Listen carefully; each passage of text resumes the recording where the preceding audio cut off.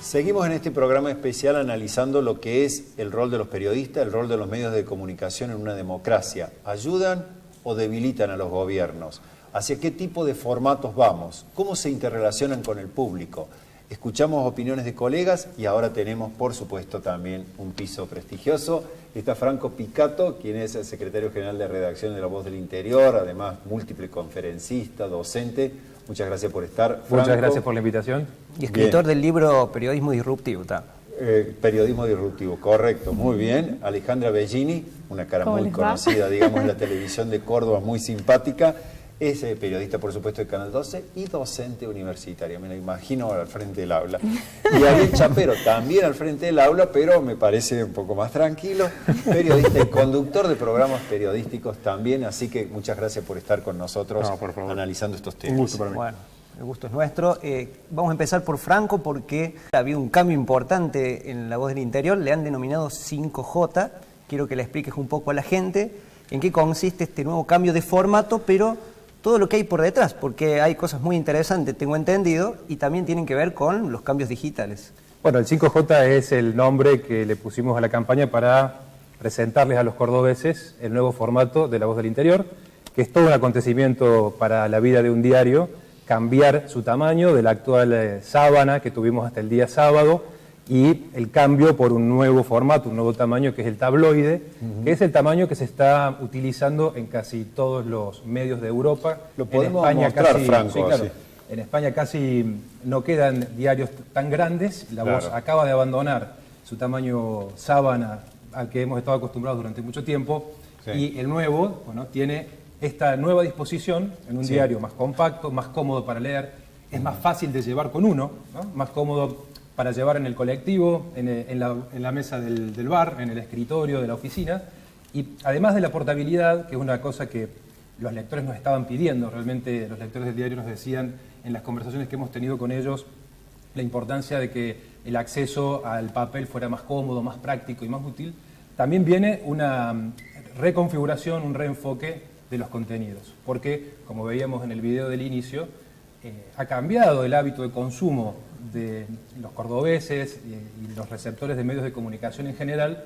Estamos invadidos por muchos medios de comunicación durante el día. Así y es. El diario impreso necesita encontrar su lugar en este nuevo ecosistema, que es a partir de el contenido profundo, la interpretación, la explicación de los fenómenos, de los hechos de la actualidad, y también anticipar las cosas que van a ver. Bueno, Alejandra, creo que a lo mejor estás en un medio que ha avanzado muchísimo en lo que tiene que ver con la interrelación con quien está mirando televisión, quien está protagonizando otras historias también. ¿Cómo vivís esa sensación? ¿Les cambias a veces, digamos, la percepción que ustedes tienen de la noticia? ¿Cómo es tu vinculación con eso? Yo lo denominaría como una crisis absoluta. El periodismo me parece que está atravesando una crisis total. Pero no en el aspecto negativo. Las crisis siempre son oportunidades y en este caso me parece que los periodistas estamos redefiniendo nuestras formas de producir información. Antes estábamos en una reunión de producción y solos decidíamos cuáles eran los temas sobre los cuales íbamos a hablar y creíamos que le interesaban a la gente y se los dábamos ya casi masticados y listos. Y no teníamos una devolución. Nosotros suponíamos que era lo que ese día la gente necesitaba. Hoy eso cambió absolutamente. Hoy tenemos tanta cantidad de canales de información que nos llegan demandándonos a nosotros información. Por supuesto que terminamos siendo, como siempre, nosotros los que estamos definiendo los temas. Pero hoy hay otro tipo de control, si se quiere, de lo que nosotros estamos dando, porque tenemos una respuesta inmediata. Sabemos de manera automática qué le interesa a la gente, qué no, aunque esa no es la única forma de definir los temas que se tratan, por ejemplo, en un noticiero, pero estamos todos tratando de reinventarnos. De ubicarnos en ese nuevo escenario. De ubicarnos en ese nuevo escenario. Pero yo lo veo como un mar enorme, gigante de oportunidades. Me parece muy interesante todo lo que se viene para el periodismo. ¿Cómo se diferencia lo importante de lo popular, digamos? O cómo se mantiene la línea editorial, porque como decía, por ejemplo, el inicio de Gabriel Origlia, en algunos casos hay temas que plantean videos virales o que tienen que ver con temas, por así decir, más banales, pero son mucho más leídos que una nota de profundidad. ¿Cómo se compite y se mantiene una línea editorial frente a eso? Mira, yo creo que eso no hay que tenerle miedo. A mí me parece que todos los temas pueden ser interesantes y el desafío del periodista es saber cómo presentarlo. Si ustedes me preguntan a mí, los temas políticos muchas veces son los que uno cree que a la gente menos le interesa, y sin embargo son los que se terminan leyendo siempre. Uno cuando ve al final, hay un artículo muy bueno que se lo recomiendo a todos aquellos que lo quieren leer, que tiene que ver con una gallina que fue en La Nación, una gallina decapitada que pudo vivir durante un mes completo y que fue lo más leído de La Nación cuando estábamos en un año electoral. Entonces la gente no entendía cómo puede ser que a la gente le interesara más eso que las declaraciones de uno u otro candidato. Y nos preguntamos todos los periodistas, che, pero ¿cómo puede ser que la gente lea esto? ¿Qué? ¿La gente es tonta? No, la gente quiere que le demos el contenido de manera mucho más interesante. Y ese es nuestro desafío, porque la gente, si vos le presentás algo aburrido, se va a aburrir. Claro. Si a vos te aburre a la hora de escribirlo, va a aburrir. Si a vos te aburre a la hora de armar el informe, vas a aburrir. Ahora, si vos encontrás la manera de transformar esa información en algo interesante, yo sé que lo vas a poder compartir y a la gente le va a gustar, pero tenemos que comprender las nuevas formas de comunicar y de consumo de información. Si no las aprendemos, no le vamos a poder ofrecer productos o información en el formato que se necesita. Ese me parece que es el cambio. No creo en información aburrida. Muy bien. Ahí Franco hablaba de los cambios de hábitos en el lector y vos hablás también en la forma de distribución y presentación. Y eso me lleva a la formación, al escalón anterior. Ariel trabaja mucho formando ahí en el Colegio Universitario de Periodismo y quiero preguntarte qué perfil están buscando cuando plantean desarrollar a un joven, tecnología mediante, por supuesto, e incorporando, como decían también al principio los colegas, el celular como elemento disruptivo. Bien, primero nos ubicamos en que los alumnos de 18, 20 años ya nacieron en la era digital, nacieron con un celular prácticamente, con lo cual, digamos, vienen mucho más avanzados que nosotros en ese sentido, ¿no? Pero en cuanto al perfil del rol del comunicador, se plantea básicamente que los jóvenes que se tienen que lanzar al mercado tienen que estar primero preparados para la autogestión. Es decir, esa posibilidad a lo mejor de trabajar en un medio grande, de entrada, a veces no es tan fácil y entonces hay caminos alternativos para comenzar a generar proyectos.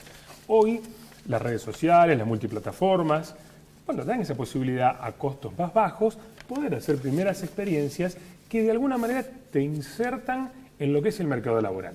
Más allá que tal vez los cambios de los cuales estamos hablando hoy se están dando y las transformaciones están dándose en el periodismo, no son, digamos, vertiginosas, pero ya están dándose, los periodistas van de alguna manera en diferentes campos ejerciendo esa práctica que es necesaria para conocer lo que decimos la calle, ¿no? Y recomendamos particularmente estar preparado para desarrollar un proyecto en forma integral, desde la idea, cómo insertarlo en un determinado medio específico, cómo sostenerlo, diferenciar bien el público específico, encontrar cuál es la beta que puede diferenciarme. Bien. Y a partir de ahí trabajar. Esa es la idea. Bueno, hablábamos de interrelación con nuestros lectores, con nuestros seguidores, etcétera. Bueno, ahora les proponemos que repasemos qué nos dijeron en nuestras redes sociales, por supuesto, Twitter, Los Turelo y también en Facebook, quienes quisieron participar de esto, hacia dónde va el periodismo. Adelante, Nicole. Hola, sí, le preguntamos a nuestros seguidores que quieren ser periodistas, ¿por qué? O ¿por qué tienen esta ambición? Juliana Tanfani nos respondió que es satisfactorio dar a conocer la visión que se tiene. Es como ir abriendo los ojos de quienes están cegados por lo masivo. Y una respuesta interesante fue la de Nicolás Leoni, que dice que el dios de mercado nos está convirtiendo en mercaderes de la información, sastres de los datos y las interpretaciones, creando tejidos creíbles pero no reales. No es lo mismo algo creíble que algo verdadero. Me apasiona desglosar el amplio listado de fuentes y estadísticas sobre cada tema para poder crear un panorama amplio y con el menor margen de manipulación posible. Romy Piedra dijo que quiere ser periodista para explotar toda la energía que tiene y adentro en esos rincones donde la sociedad parece que no sale el sol y no ilumina, donde parece que solo hay gente muda, donde parece que no hay vida. Quiero ser periodista para dejar en el mundo un granito de arena, uno chiquito pero desde mi pasión. Fabri Villarreal nos contó que estudió periodismo deportivo porque le apasiona el fútbol y sostiene que sabiendo el fútbol aprendes de todo. Eso le permitió descubrir otras cosas que le apasionan en el mundo de los medios de comunicación. Por último, Juli Quevedo dijo que ama viajar y siente que el periodismo la va a ayudar y le encanta informarme, ver televisión y ver radio y ayudar al periodismo, porque esa es una de las tareas de periodismo ayudar a las personas.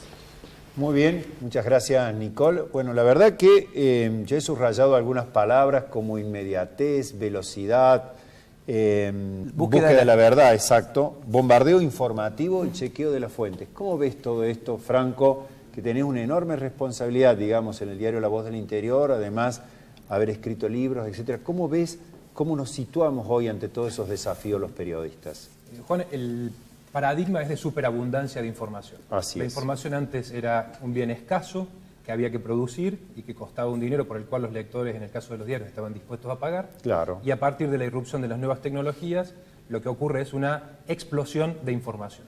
Ahora, ¿esa información es verdadera? ¿Está chequeada? ¿Está verificada? ¿Es creíble? ¿Debemos confiar en esa información? Todo va a depender de la fuente, de quien emite y de la credibilidad de las marcas periodísticas que estén detrás de la producción de información.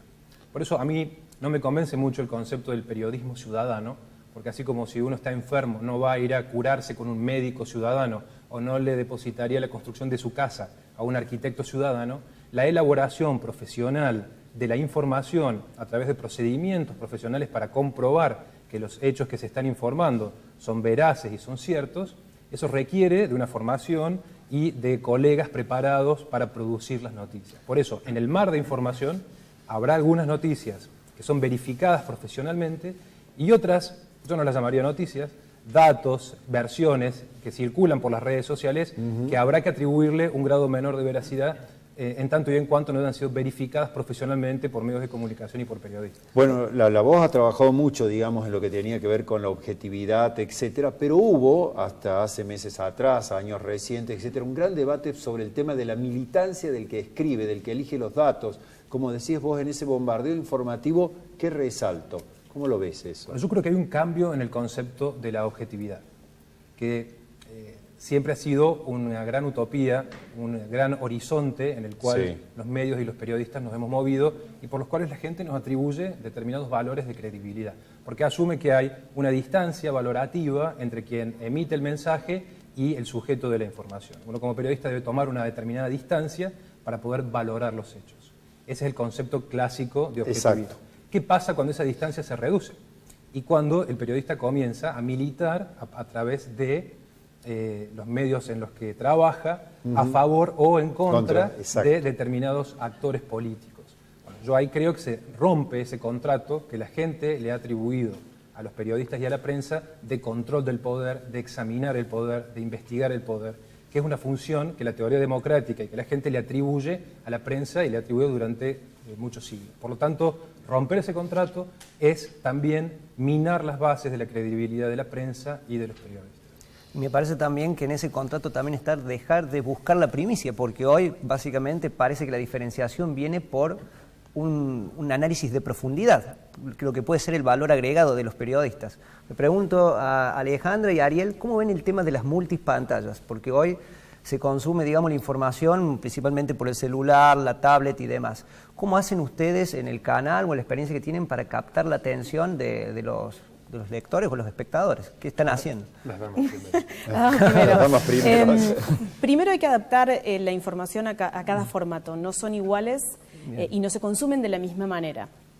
Por lo tanto, la información tiene que sufrir esa transformación porque si no, solo estaríamos haciendo una réplica y no serviría. Que fueron las primeras experiencias, por ahí Franco conoce mucho más. En un primer momento me parece que cuando los diarios mutaron a tener, por ejemplo, una página web, lo único que se hacía era replicar lo que salía en papel en la web, hasta que se dieron cuenta que eso no tenía ningún plus. Si yo voy a tener otra plataforma, si voy a tener otra vía para poder comunicar lo que quiero, le tengo que cambiar el formato y adaptarlo porque la forma de consumirlo o de recibirlo es totalmente diferente. Entonces, el desafío es ese, en transformar la información que yo tengo y adaptarla a cada una de las pantallas, en este caso, que es, en mi caso, lo que me toca, son todas pantallas de diferente tamaño y formato, pero todas pantallas, adaptar ese contenido a las necesidades y al usuario de cada una de esas pantallas. Igual se complementan, para nosotros son amplificadoras, ninguna reemplaza a la otra. Sí, y yo coincido también, y podemos agregar que básicamente nos tenemos que hacer la idea que esto avanza rápido y que básicamente, en el caso de la televisión on demand, básicamente va a dominar el escenario, ya lo está haciendo, pero ya nos olvidamos de ese producto televisivo presentado para que la familia se reúna detrás del televisor, sino para pensar ya en individuos consumidores de un producto que eligen a la hora que quieren ver determinado programa. De hecho, demostrado está que los horarios prime time de los canales de aire ya no tienen altos niveles de rating 30, 35 puntos como podía ocurrir antes, porque la gente lo ve en otro programa o lo ve en otra plataforma o dice después ingreso a tal canal y lo veo. Entonces, me parece que en conjunción a lo que bien planteamos recién, básicamente creo que sobre eso creo que tenemos que trabajar. Tal vez en distintos niveles. La televisión por cable, por ejemplo, va dando pasos que tiene que ir acompañándolos con cierto ritmo, pero todavía estamos creciendo y bastante en eso. Sí, de hecho, vamos, es necesario hacerlo. Hace pocas semanas un operador de cable anunció que va a pasar su grilla de contenidos, de programación, básicamente en vivo, o sea, por streaming, como dicen, y en un formato OTT que le dicen que es cuando vos lo podés ver en el momento que quieras, o sea, a la carta, como sería un Netflix, básicamente, intentando adaptarse a esa realidad. ¿No? Así es. Mira, yo siempre, perdón, siempre pensaba mientras él contaba que a mí me pasó, en mi familia uno ve en sus hijos cómo van cambiando los hábitos y siempre cuento que mi hijo más pequeño, que tiene 3 años, las primeras 4 palabras que aprendió a decir fue mamá, papá, Totó, que es su hermano, y YouTube. Esas fueron sus primeras 4 palabras. Me parece que eso realmente marca cómo los chicos hoy comprenden el mundo de una manera diferente y todo el tiempo lo que me están pidiendo es pausalo, ponelo otra vez, la repetición al infinito. Préstame es otra forma de comprender. Y como decía Eduardo Aguirre, que hoy la computadora es el teléfono, bueno, yo diría que los chicos, más que el sonajero, hoy piden el celular, digamos. Así es.